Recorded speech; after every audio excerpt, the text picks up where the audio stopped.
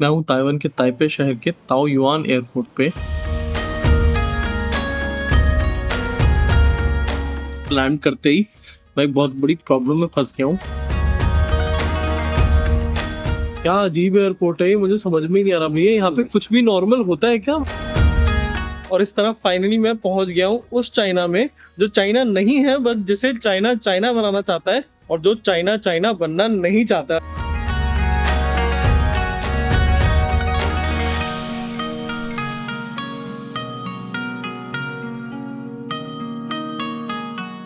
मैं हूँ ताइवान के ताइपे शहर के ताओ युआन एयरपोर्ट पे। ताइपे में लैंड करते ही मैं एक बहुत बड़ी प्रॉब्लम में फंस गया हूँ एंड मुझे यहाँ पर आए हुए पूरे 4 घंटे हो चुके हैं। यूएस वीजा होल्डर्स के लिए अगर उनके पास वैलिड यूएस वीजा है किसी भी कैटेगरी का इंक्लूडिंग टूरिस्ट वीजा, तो they can apply online for a entry permit free of cost to be able to come and stay in Taiwan for up to 14 days for tourism. और मैंने वही किया था, मैंने ऑनलाइन अप्लाई करके वो entry permit ले लिया था, पर मेरे से एक छोटी सी गलती हो गई। पासपोर्ट एक्सपायरी डेट उसमें एंटर करनी होती है, वो 25 तारीख थी, जिस भी मंथ और ईयर की थी वो तो रिवील नहीं कर पाऊंगा। मैंने उसे गलती से 26 डाल दिया, बट अब प्रॉब्लम ये हो गई है कि वो मुझे फिलहाल अलाउ नहीं कर रहे। वो कह रहे हैं कि इसे रेक्टिफाई करा के आओ। अब इसे रेक्टिफाई कराने का क्या प्रोसेस है कहीं समझ में नहीं आ रहा। उन्होंने कहा आप एयरलाइंस के पास जाओ, एयरलाइंस करेगी इसको। मैं काउंटर टू काउंटर जा रहा हूँ, कुछ नहीं हो रहा। इंग्लिश लोगों को आती नहीं है, मुझे लग रहा है पता नहीं ये डिपोर्ट ना कर दे मुझे। सबसे खराब पार्ट क्या है यहाँ पे कि स्टाफ बहुत ही अनरिस्पॉन्सिव है, किसी को कोई फर्क ही नहीं पड़ता। आपके साथ कोई भी प्रॉब्लम हो आप अपने आप उसे झेलो, कोई आपकी मदद करने वाला नहीं है। एंड मैंने सुबह से खाना भी नहीं खाया। यहाँ मैं बताने की कोशिश कर रहा था कि क्या प्रॉब्लम है, पर एक साहब आए, उन्हें लगा पता नहीं मैं क्या रैंडम शूट कर रहा हूँ। उन्होंने मुझे बोला कि नहीं आप ये शूट वूट नहीं कर सकते हो, तो फिर मुझे वो भी बंद करना पड़ा। भाई अब तो जो भी थोड़ा बहुत चांस था ना कि मैं बच जाऊंगा, अब तो मुझे बिल्कुल ही रिपोर्ट ही करेंगे। 1 hour later. So I finally officially entered Taiwan successfully.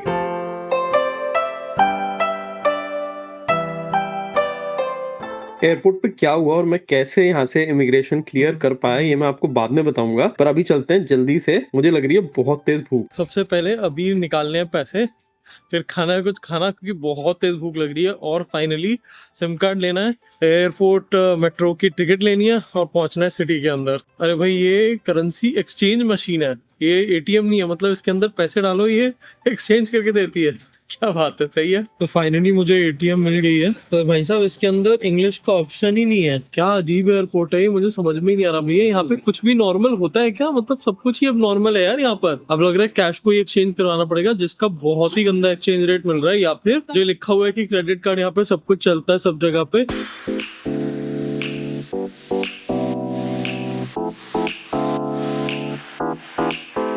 तो अभी के लिए फिलहाल नाश्ता क्या, अब तो ये रात का ही खाना हो गया, पूरा ही दिन हो गया, अब शाम हो रही है, सनसेट होने वाला है। यहाँ पे 6 बज रहे हैं। तो मैंने ले लिया चिकन तिरियाकी सब, जो कि मुझे 120 ताइवानी डॉलर का पड़ा है, और ताइवानीज डॉलर है करीब करीब 2.5 रुपए का एक, यानी कि ये सब हो गया रफली आप मान सकते हैं 300 रुपए के आसपास। बट फिलहाल ये मुझे क्रेडिट कार्ड पे मिल गया है, तो बहुत ईजी हो गया मेरे लिए। अदरवाइज कैश यहाँ पे कोई भी अभी फिलहाल इंतजाम मेरे को क्रैक मैं नहीं कर पाया हूँ। इतनी तेज भूख लग रही है, 12 घंटे हो चुके हैं मुझे खाए हुए, कॉन्टिन्यूसली ट्रैवल कर रहा हूँ और 4 घंटे से एयरपोर्ट पे बैठा हूँ। तो अब मैं ढूंढता हूँ कि कहाँ मिलेगी मुझे मेट्रो, एमआरटी बोलते हैं यहाँ पर। एयरपोर्ट पे सिम कार्ड बेहद महंगा है, 3 दिन का 500 एनटीडी न्यू ताइवानीज डॉलर, यानी कि करीब करीब 1250 रुपए का। One ticket to Taipei. So 150. And it is valid only up to Taipei center. Yes. Okay. Okay. I need to go to Beiman. I can walk from Taipei to Taipei. Yes, about 10 minutes. 10 minutes walk. Okay. Yes. Cool.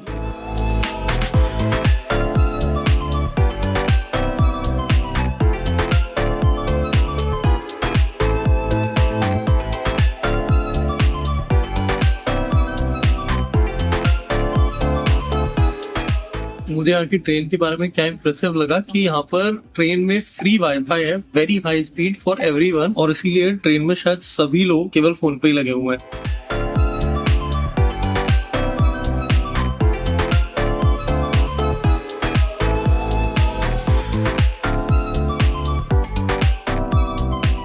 यकीन नहीं हो रहा कि ये जो पूरी metro system है वो 1996 से बना हुआ है, इतना पुराना है। अब ऐसा लग रहा है कि कल इनॉग्रेट हुआ हो ये। तो अब मैं बताता हूँ कि एक्चुअली एयरपोर्ट पे हुआ क्या था। तो वहां पे मेरे को एक ना अजीब से डिप्रेसिंग से कमरे में बिठा दिया, जहां पर बिठा रखा था उन लोगों को जिनको डिपोर्ट करना था, जिनके पेपर्स में कोई गड़बड़ी थी। अब मेरे पेपर में तो कोई गड़बड़ी नहीं थी, अब मिस्टेक हो गई। तो मैंने उनको बोला कि यार आप करेक्ट कर सकते हो तो आप उसको करेक्ट कर दो और फिर बाकी सब तो सही हो ही जाएगा मेरा। पर कोई सुनने को राजी नहीं था वहां पर। तो मैंने क्या किया, बहुत देर तो मैं वेट करता रहा सोच के कि यार शायद ये लोग समझ जाएंगे, शायद कर देंगे। तो फिर मैंने क्या किया, मैंने सोचा यार एक नया फॉर्म भर देता हूँ। अब प्रॉब्लम क्या थी कि जो ये फॉर्म था एंट्री परमिट, वो प्री अराइवल फॉर्म है, मतलब आपको आने से पहले भरना चाहिए। जिसका मतलब है कि अगर मैं आने के बाद उसे भर रहा हूँ तो टेक्निकली वो इनवैलिड है। पर फिर मैंने सोचा कि भाई ये ऑलमोस्ट श्योर है कि मुझे डिपोर्ट तो कर ही रहे हैं, तो क्या जाता है, 2 बार थोड़ी डिपोर्ट कर देंगे, करेंगे तो एक ही बार ना, एक बार चांस देने में क्या जाता है। तो फिर भी मैंने पूरा दोबारा भर के सही डिटेल्स के साथ डाल दिया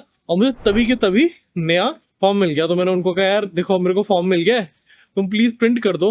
प्रिंट करने में भी उन्होंने बड़े ड्रामे किए, बहुत टाइम लगा, बट फाइनली उन्होंने प्रिंट कर दिया। काउंटर पे आंटी थी इमिग्रेशन वाली, उनको बोला कि भाई इसकी चेकिंग ना अच्छे से करना। तो मतलब चाइनीज में कुछ बोल रहे थे, मुझे तो समझ में नहीं आया, मेरा गैस है वो कुछ ऐसा ही बोल रहे थे। तो उसने मुझसे सारी चीज़ें मांगी कि तुम अपना इंश्योरेंस दिखाओ, होटल बुकिंग दिखाओ, कब जाओगे वो टिकट दिखाओ। तो मैं सब कुछ दिखा दिया और फिर उनके पास कुछ बचा ही नहीं, उन्होंने मुझे एंट्री दे दी। तो इस तरीके से मैं आ गया। इसीलिए सारा पेपर वर्क आपका हमेशा परफेक्ट होना ज़रूरी है।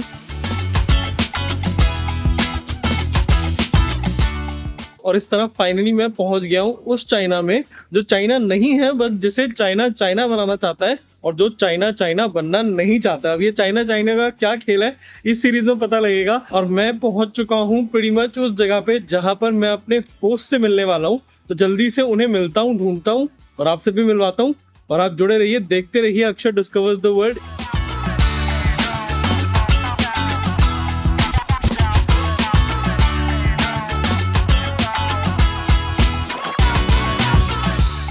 तो मैं आ गया हूँ स्टेशन के बाहर और ये स्कूटर पे है मेरे host Chung. Hi Chung, hi, how are you? अगले एपिसोड में मैं आपको चुंग से मिलवाऊंगा, करेंगे ढेर सारी बातें इस बारे में कि कैसे ताइवान बना और क्या सोचते हैं ताइवानीज लोग चाइना के बारे में। देखते रहिए अक्षर डिस्कवर्स द वर्ल्ड।